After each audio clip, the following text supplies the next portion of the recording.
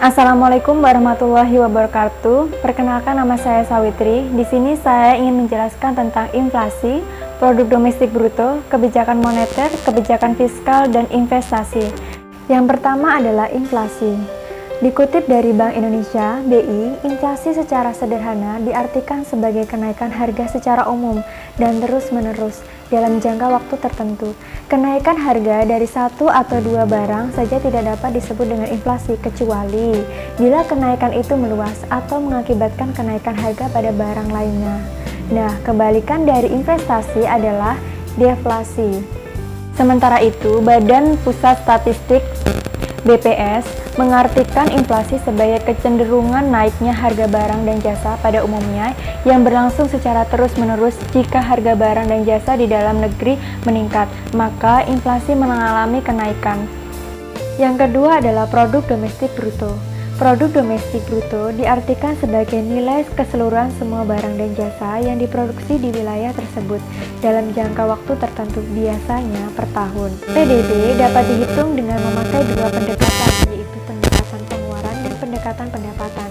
Rumus umum untuk PDB dengan pendekatan pengeluaran adalah PDB sama dengan konsumsi ditambah investasi ditambah pengeluaran pemerintah dan ditambah ekspor dikurangi impor.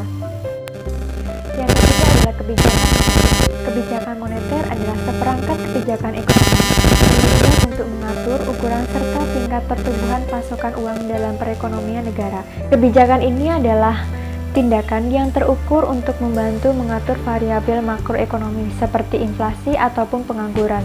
Kebijakan ini dilakukan dengan berbagai cara, termasuk penyesuaian suku bunga, mengubah jumlah uang tunai yang beredar di pasar, serta pembelian atau penjualan sekuritas pemerintah. Yang keempat adalah kebijakan fiskal.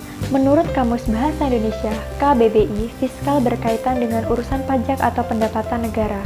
Kata fiskal sendiri berasal dari bahasa Latin fiscus, yaitu nama orang pemegang kuasa atau keuangan pertama kali pada zaman Romawi kuno. Secara harfiah, berarti keranjang atau tas. Adapun kata fis dalam bahasa Inggris berarti pembendaraan atau pengatur keluar masuknya uang dalam kerajaan atau pemerintah.